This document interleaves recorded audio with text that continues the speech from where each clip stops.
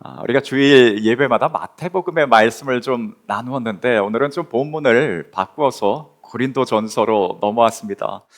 지난주 예수님께서 하셨던 그 말씀 가운데 좀 추가하고 싶은 부분이 있어서 오늘은 좀 고린도전서 말씀을 나누려고 하는데요.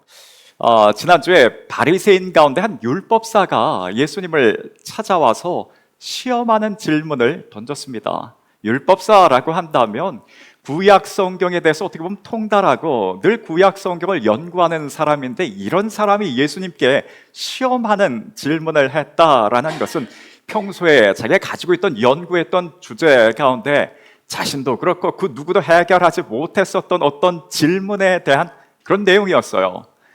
했던 질문이, 선생님, 그 율법 가운데에 어느 계명이 가장 큽니까? 라는 질문이었습니다. 계명이라고 한다면 하나님께서 우리에게 하지 말라고 주신 명령들을 뜻해요. 근데 그 계명이 어느 정도나 되는가? 굉장히 많았습니다. 하나님께서 우리에게 주신 명령 가운데 뭔가는 하지 말라고 했던 명령이 있고요, 또 어떤 것은 하라고 했던 명령, 계명이 있었어요. 뭔가 하지 말라고 했던 것은 365, 5가지나 됐습니다.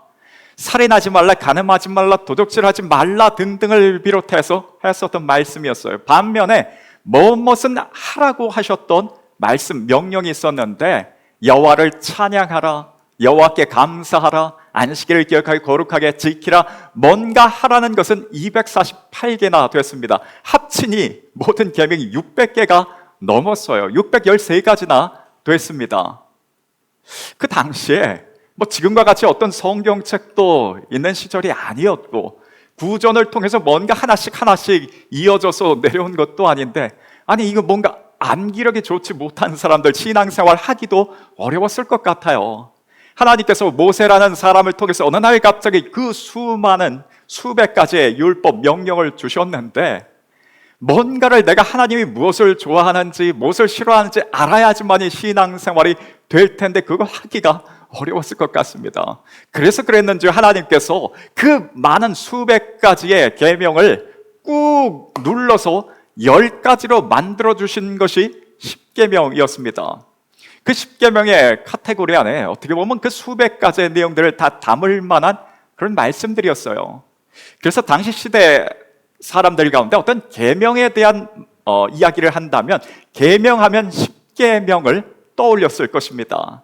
그래서 그 율법사가 예수님께 계명 가운데 어떤 것이 가장 크냐고 물었을 때도 십계명을 이야기했던 것이고, 예수님께서 그 십계명을 간추려서 꾹 눌러서 2가지의 계명으로 압축해 주셨는데, 십계명 가운데 1계명부터 4계명까지를 꾹 눌러서 하나님에 대한 사랑을 이야기를 하셨고, 5계명부터 10계명까지를 꾹 눌러서 사람을 사랑하라는 말씀을 주셨어요.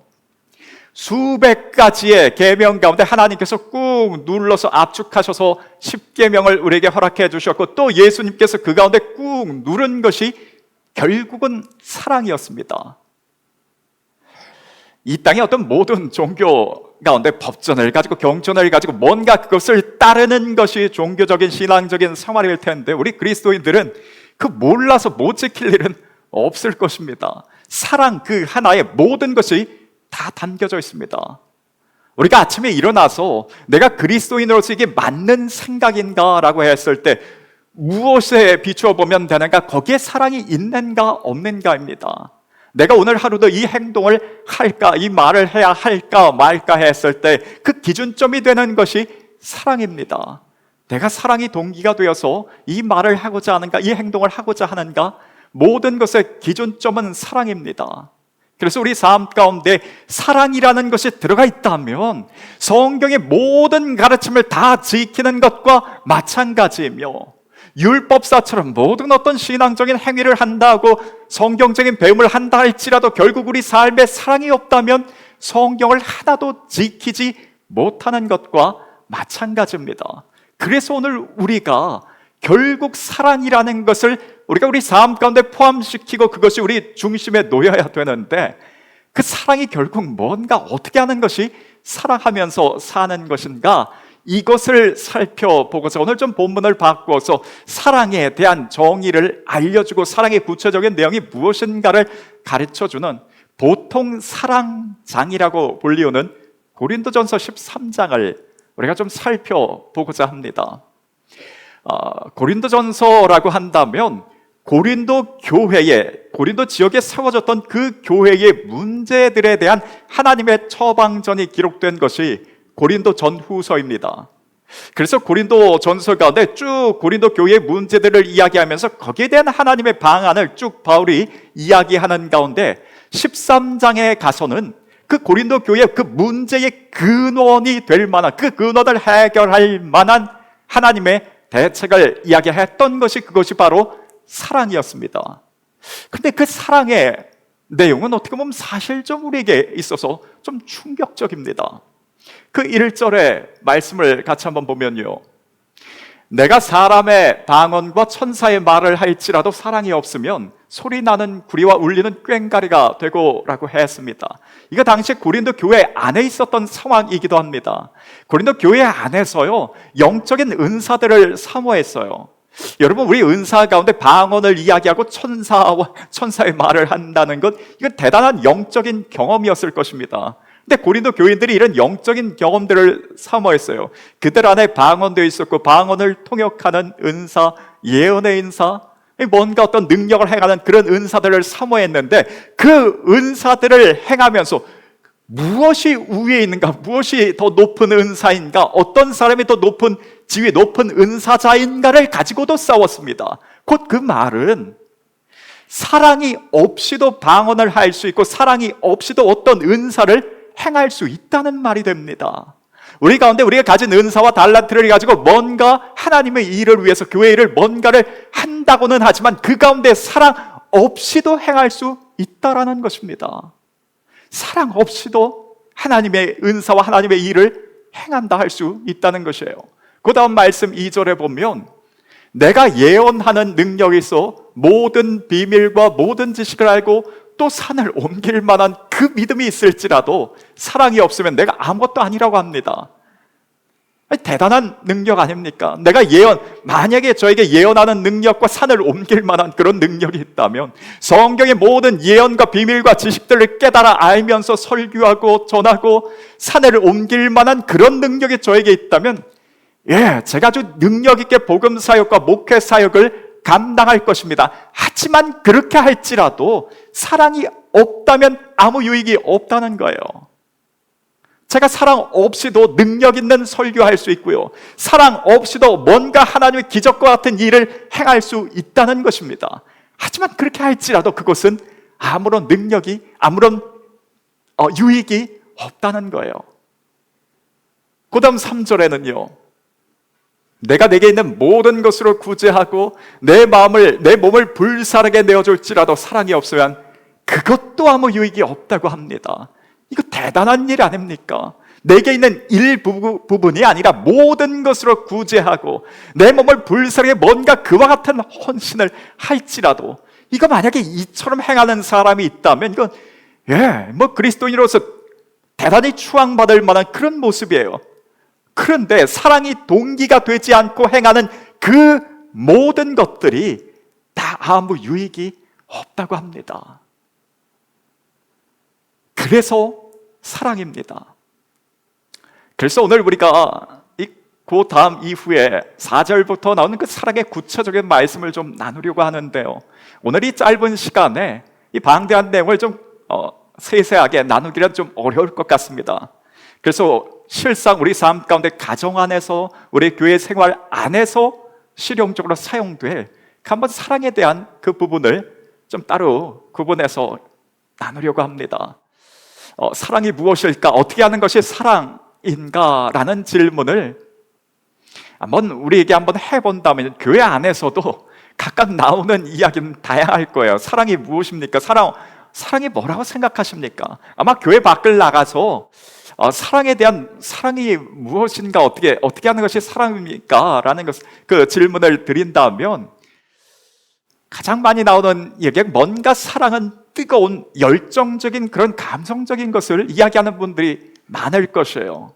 그래서 그런지 우리가 보통 더 이상 사랑하지 않는다, 사랑이 없다라고 했을 때 보통 사랑이 식었다는 그런 표현을 씁니다. 왜냐하면 사랑이 있다는 것은 어떤 격정적이고 열정적이고 가슴 뛰는 것이고 이런 것이 사랑인데, 이게 더 이상 없다는 것은 사랑이 식었다는 그런 증표라고 보통 이야기합니다. 그런데 하나님께서 우리에게 알려주시는 사랑은 그렇지 않습니다. 사랑은 무엇인가? 첫 번째 우리가 읽었던 4절 말씀이에요. 같이 한번 읽겠습니다. 사랑은 오래 참고, 사랑은 온유하며 시기하지 아니하며 라고 했습니다. 사랑의 가장 첫 번째 덕목이 사랑은 무엇인가 라고 했을 때 사랑은 오래 참는 것이라고 합니다. 신혼 때에는, 부부간의 어떤 신혼 때는 뜨거운 사랑이 있지만, 연애 초기에는 뜨거운 사랑이 있었지만 지금은 그런 감정이 없어서 이제 사랑이 다 식었다고요? 아니었어요.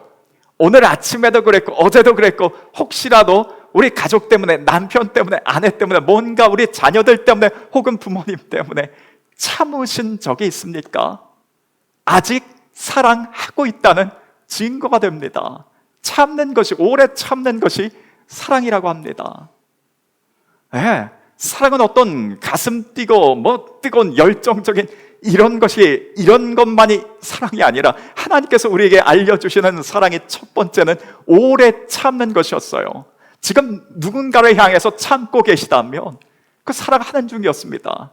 우리가 교회 와서요, 어떤 소그룹 모임 가운데 누구를 향해서 즐겁고 기쁜 마음으로 맞는 얼굴도 있지만 때때로 우리 가운데에 참아야 될 대상이 있다고 한다면 내가 그분을 사랑하는 중이었습니다. 아니, 그러면 내가 도대체 이거 언제까지 참기만 해야 하는가? 이거 어떤 일까지 내가 참아야 되는가? 라고 했을 때에, 저는 이제 그만 좀 참으시라고, 이제 좀 안 참으셔도 된다고 말씀을 드리고 싶은데, 오늘 우리가 읽었던 말씀에 언제까지, 무엇까지 참아야 되는가? 그 답을 하나님께서 또한 알려주셨는데 7절 말씀이 이렇습니다. 또 같이 한번 읽겠습니다. 모든 것을 참으며, 모든 것을 믿으며, 모든 것을 바라며, 모든 것을 견디느니라. 우리가 언제까지 또 무엇까지 참고 견뎌야 합니까? 하나님께서 우리에게 말씀해 주시기를 모든 것을 참으라고 합니다. 이 참는 것에 대해서 한 가지 주의할 점이 있는데요, 우리 마음 가운데 참고서, 오래 참고서 내가 사랑한다고 내가 사랑을 해야지, 또 참고 또 참으면서 우리 마음 가운데 그냥 계속해서 쌓아두기만 한다면 큰일 납니다. 어느덧 쌓였던 것이 한꺼번에 폭발할 날이 있어요. 또 우리 안에서, 몸 안에서 화병이 됩니다. 그래서 우리가 사랑 가운데 무엇을 참으려고 할 때 이거 같이 하셔야 될 것이 있는데, 꼭 같이 하셔야 될 것이 용서예요. 우리가 참는 가운데 용서하면서 참는 것이 필요합니다. 용서라는 것은 그 사람이 나에게 했던 잘못에 대해서, 어떤 소남에 대해서 잊어버리는 것이, 그게 용서입니다. 이미 우리가 하나님 앞에 경험했던 용서입니다. 하나님께서 우리의 죄를 용서하실 때 어떻게 용서하셨는가? 그 지은 죄에서 다시는 기억지 않는다라고 하셨고요, 동이서에서 먼 것 같이 우리의 죄가를 멀리 하셨다고 했어요. 하나님께서 우리의 죄가를 완전히 잊어주셨습니다. 우리가 누군가를 향해서 사랑하고 오래 참는다라고 할 때에 반드시 함께 해야 될 것이 용서로서 내 마음 가운데 쌓아두지 않고 잊어버리는 것이 필요합니다. 상대방을 위해서가 아니라 우리 자신을 위해서입니다. 그래서 그런지 하나님께서 이 사랑과 짝을 이루어야 될 용서에 대해서도 제한을 두지 않으셨어요. 70번씩 7번이라도 용서하라고 한 것은 우리 가운데 그와 같이 내 안에 용서가 필요하기 때문에 나를 위해서 용서하실 수 있기를 원합니다. 그러면 참으실 수 있습니다. 사랑은 무엇인가? 참는 것입니다. 사랑은 오래 참고 그 다음 남았던 것이 온유함이라고 했습니다. 아마 온유하다는 것도 마땅한 딱히 어떤 정의를 내리기 어려운 단어 가운데 하나일 텐데, 사전적으로 보면 그저 따뜻한 마음 가운데 친절을 베푸는 것, 그 정도를 온유함이라고 씁니다. 제가 아침부터 이곳에 오는 가운데 뵙는 모든 분들이 참 친절하신 분들이셨어요. 우리 다 같이 친절을 경험하셨을 것입니다. 우리 가운데 어떤 사랑이라는 것이 늘 사랑해야지, 사랑에 대한 뭔가 빚진, 신앙적으로 빚진 마음이 있으실지 모를 텐데요, 우리 삶 가운데 계속해서 지금 행하고 있던 것이 사랑이었어요. 오래 참기도 하고 온유함, 친절함을 나타내기도 했습니다. 사랑 잘 하고 계십니다. 그런데 이 친절함 가운데 누가 좀 소외될 수 있는가 하면요, 우리 가정 안에서의 그 테두리 안에서 우리 좀 적용해 보자고 했을 때에 어느 때 보면 우리 가정 안에서의 그 친절함이 좀 떨어질 때가 있어요. 왜냐면 너무 가깝기 때문에 그렇습니다. 아내를 사랑한다, 남편을 사랑한다 라고 했을 때에 그 사랑함에는 친절함이 들어가 있습니다. 우리 부모님을 공경한다, 사랑한다, 자녀에 대한 사랑, 그 가운데에 친절함이 들어가 있어요. 근데 너무 가깝다 보면, 너무 편하게 이야기하다 보면 우리가 그 친절함을 조금 넘어설 때가 있습니다. 우리 그렇지 않고 우리 가까운 테두리 안에일수록 우리 또 더 친절할 수 있기를 원합니다. 교회 안에서도 너무 친구처럼 친하게 지내는 분들과 때로는 그 선을 조금 넘어서 친절함이 무너질 때가 있는데, 우리가 더 친절할 수 있기를, 친절함이 사랑이라고 알려주십니다. 사랑은 오래 참고 친절합니다. 우리 그 다음 읽었던 단어가 시기하지 않으며라고 했는데, 그 다음 사랑에 대해서 이후에 한 8가지가 쭉 뭐뭐하지 않는다라고 나옵니다. 그러니 우리가 사랑을 실천하는 가운데 무엇인가를 하지 않기만 해도 그것이 사랑입니다. 사랑은 시기하지 않는 것이라고 합니다. 이거 하지 않기만 하셔도 사랑을 실천하는 것이 됩니다. 이 시기라는 것을 우리가 잘 조금 조절만 할 수 있다면 우리 삶에 굉장한 활력을 주는 것이 시기이기도 합니다. 우리 시기가 되기 그 이전에 우리 마음 상태라고 한다면 부러움이에요. 무엇인가를 보고, 어떤 사람을 보고, 어떤 일을 보고서 그걸 부러워하는 마음이 우리 마음 가운데 생길 수 있어요. 이 부러워하는 마음까지는 괜찮습니다. 이 마음을 갖는 거 괜찮으세요? 제가 어느 교회 갔을 때 어떤 개척교회 갔을 때 교회 규모나 어떤 다른 것을 떠나서 참 활발하게 교회가 그 어떤 사역들을 감당하고 그 지역사회 가운데 어떤 빛과 소금의 역할들, 뭔가 이런 감당하는 그 교회를 보면서 마음에 좀 부러움을 느낄 수가 있습니다. 마음의 부러움을 느끼면서 우리 교회에 이런 부족한 부분, 이 교회에 좀 이런 닮은 부분이 있구나. 마음의 부러움 가운데에 그것을 똑같이 좀 같이 행하려고 노력하는 그 부분이 있다면 우리 삶 가운데 굉장히 활력소가 됩니다. 부러워하는 것, 그것 자체 나쁜 것 아니라고 여겨집니다. 우리가 어떤 같은 또래, 같은 나이에 어떤 운동 열심히 해서 건강을 잘 유지하는 분들을 보면서 우리 마음에 도전을 받고 나도 열심히 좀 운동하고 내 삶을 가꾸어야 되겠다, 좀 긍정적인 에너지가 됩니다. 그런데 이런 부러워하는 마음에서 조금 더 그것이 지나치게 되면, 우리 죄성과 그것이 결합돼서 지나치게 되면 그때 나오는 것이 시기심인데요, 시기는 그 사람에 대한 그냥 어떤 부러워하는 마음이 아니라 미움이 포함되어집니다. 제가 가서요, 어느 교회 가서 그냥 부러워하는 마음이 아니라 거기에 그 마음이 어떤 시기로 넘어가게 된다면 미움 마음이 들어요. 교회가 다 그렇지, 이 교회 괜찮다고 해서 와봤는데 이것도 그렇고 저것도 그렇고 뭔가 지적할 것만, 제 마음에 책 잡을 것만 떠오르는 것이 시기입니다.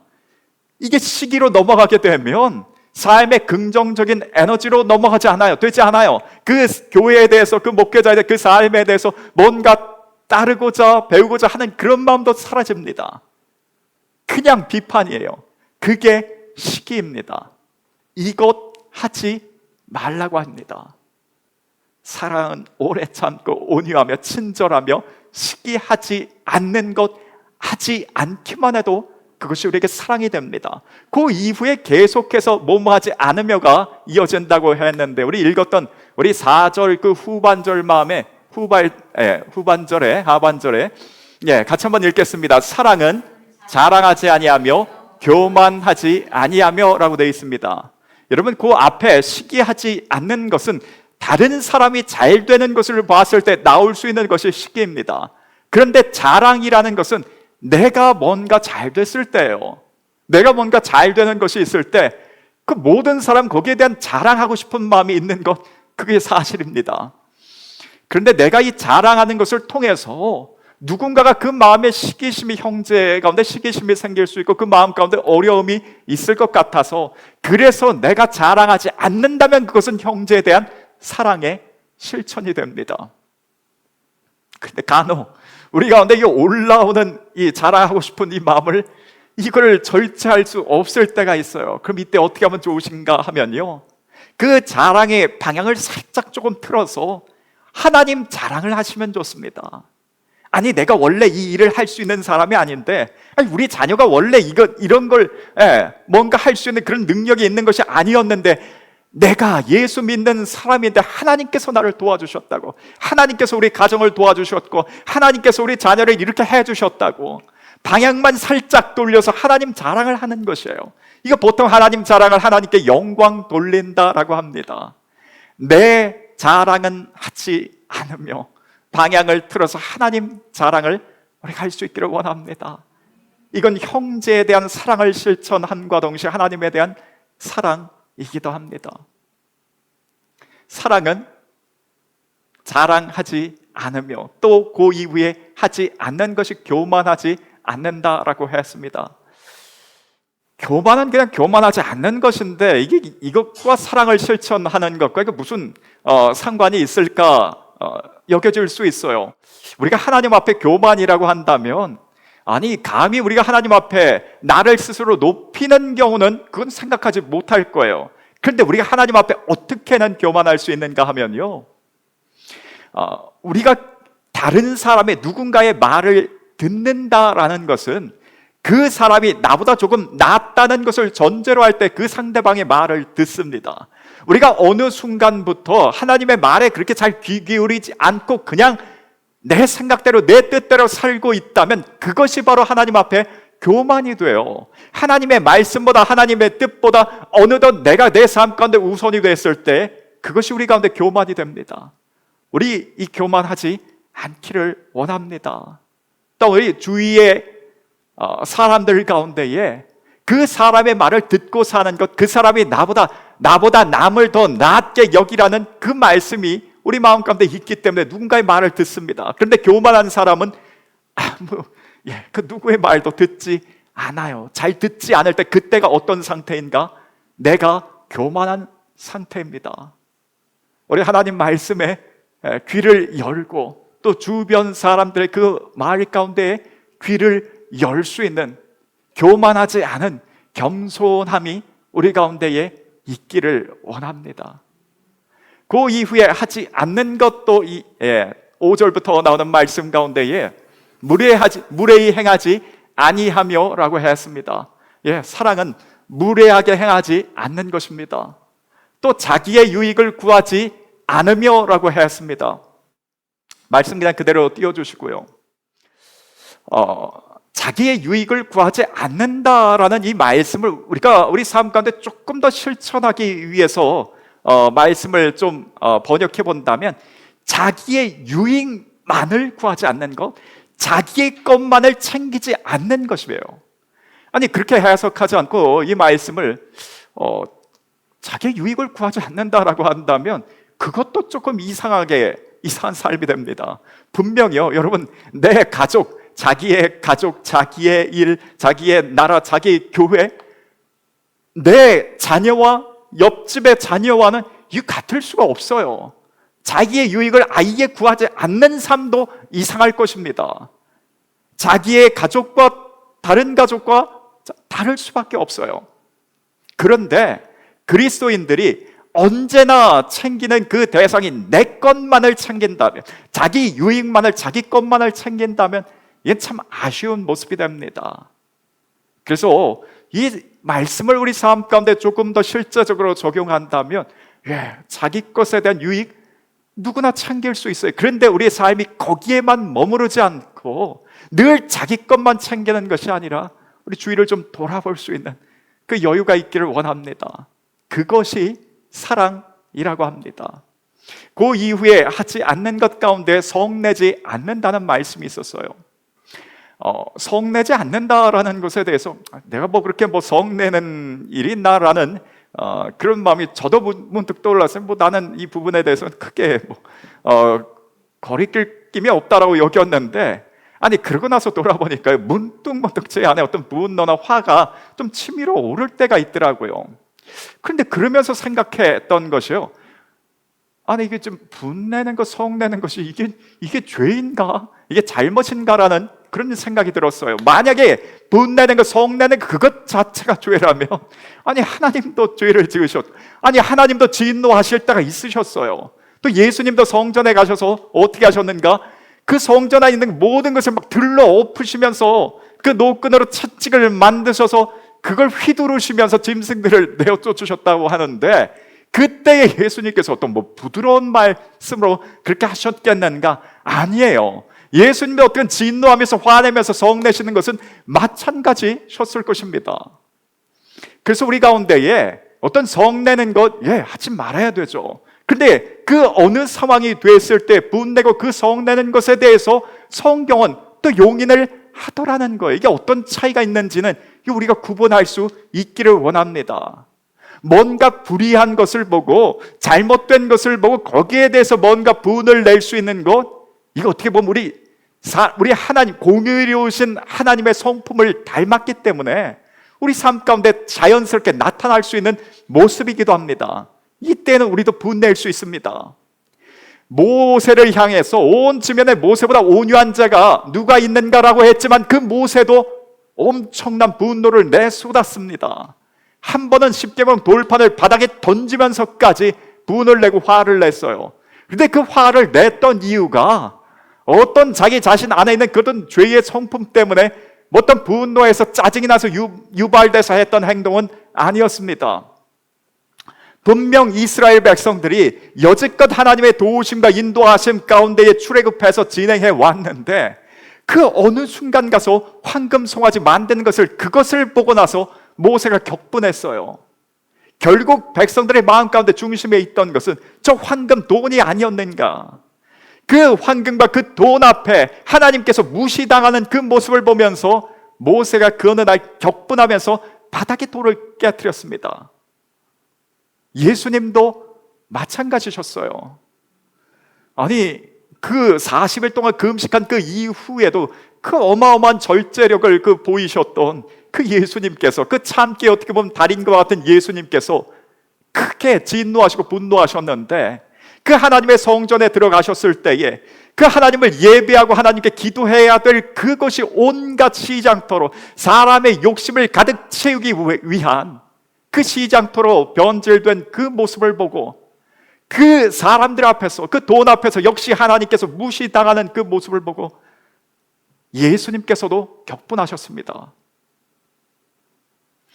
항상 기뻐하고 범사에 감사하라고 했던 사도 바울 역시도 아덴이라는 곳에 들어가서 그도 크게 격분했습니다. 아덴은 지금의 아테네입니다. 그 아테네라는 도시 이름이요, 아테나라는 그 전쟁의 여신, 그런 여신의 이름을 본따서 지은 도시라고 합니다.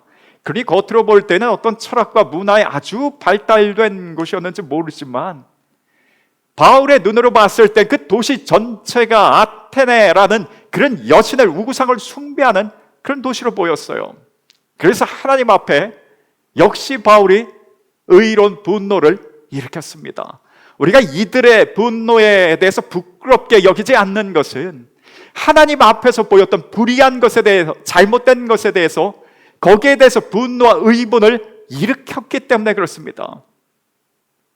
우리 가운데 분내고 성낼 때가 있습니다.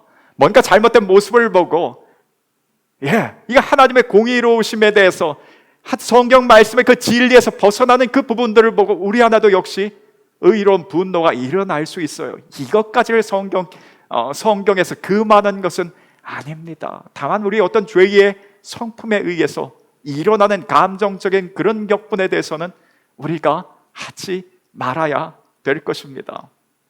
그 이후에 나오는 몇 가지 하지 말라는 것 봤을 때, 악한 것을 생각하지 아니하며, 그 다음 6절에요, 불의를 기뻐하지 아니하며 진리와 함께 기뻐 기뻐하고 했습니다. 그래서 우리가 무엇에 대해서 기뻐하고 무엇에 대해서 의분을 일으킬 것인가에 대한 말씀이었고요. 끝으로 7절에 같이 한번 읽겠습니다. 모든 것을 참으며 모든 것을 믿으며 모든 것을 바라며 모든 것을 견디느니라 라고 했습니다.